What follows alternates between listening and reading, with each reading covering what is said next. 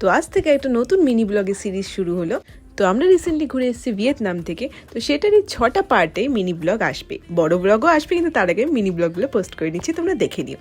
তো immigration, security checking, হ্যানা তেনা সমস্ত কিছু কমপ্লিট করে আমরা একটু এয়ারপোর্টে ঘুরে বেড়াচ্ছিলাম। তারপর ওভার প্রাইস দিয়ে আমরা একটু মোমো খেলাম, খেয়ে এবারে ছুটছি আমাদের প্লেনের দিকে।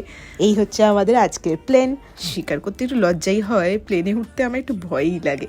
প্লেনে উঠে আবার আমরা 1,000 টাকা খরচা করে নুডলস খেলাম আর বাদাম খেলাম। 2.5 ঘন্টা পর যখন আমরা হানয়তে ল্যান্ড করছি, তখন বাজে রাত 3টে। তখন আমার এক্সাইটমেন্ট তুঙ্গে।